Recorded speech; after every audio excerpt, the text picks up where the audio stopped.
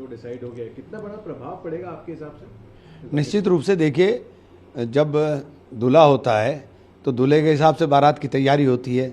तो हमारा दूल्हा तो डिसाइड हो गया, एनडीए की बारात सजी हुई है, दूल्हा पे झगड़ा है कि कौन दूल्हा बनेगा। तो ये तो तय उनको करना है कि दूल्हा कौन बनाएंगे।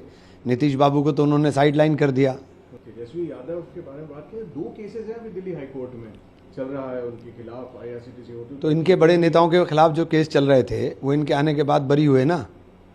तो ये कोई बड़ा काम तो है नहीं कि ये कोई बहुत बड़ा काम है।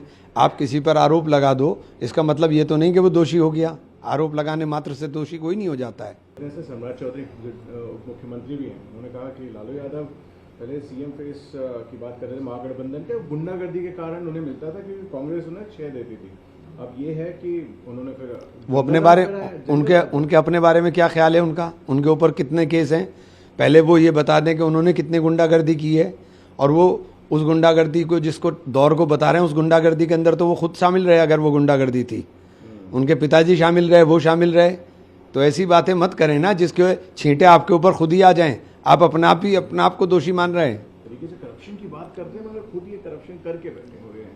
और वैसे ही चीज़ कि तेजस्वी के ऊपर जो करप्शन के चार्जेस लगे हैं, वो कैसे बात कर सकते हैं करप्शन के ऊपर एक्ट करने का? करप्शन के ऊपर एक्ट तो हमने ही किया है, आपने तो किया ही नहीं आज तक। जितना भी करप्शन पर एक्ट हुआ है वो यूपीए गवर्नमेंट में हुआ। आपने तो बिल्कुल ऐसा कर रखा है कि आप पाक साफ चल रहे हैं।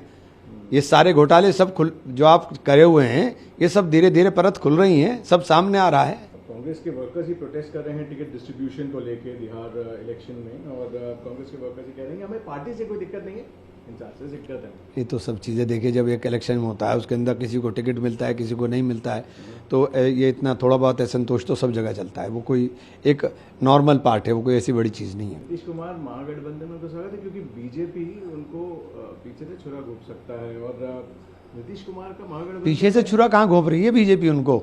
वो तो आगे से बोल रहे हैं, होम मिनिस्टर के विधायक दल के अंदर तय करेंगे। लास्ट स्ट्राइक रेट देख लीजिए, बीजेपी ने जितने लड़ी थी कितने जीती थी, और नीतीश बाबू ज़्यादा लड़े तो उसके बाद भी कम जीते थे। तो उनका लास्ट स्ट्राइक रेट देख लीजिए।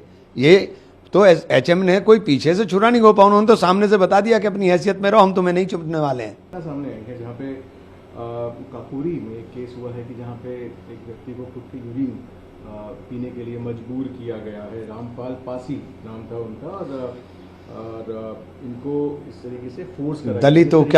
दलितों का उत्पीड़न उत्तर प्रदेश में हाईएस्ट है। भाजपा की सरकार में दलितों का और मुसलमानों का जीना मुहाल कर दिया है। तो ये जो घटनाएं हैं, ये घटनाएं परिलक्षित करती हैं कि लोग सत्ता में आने के बाद किधर की तरफ ले जाना चाहते हैं। ये गुलामी चाहते हैं, ये चाहते हैं कि इनके गुलाम बन करके रहें।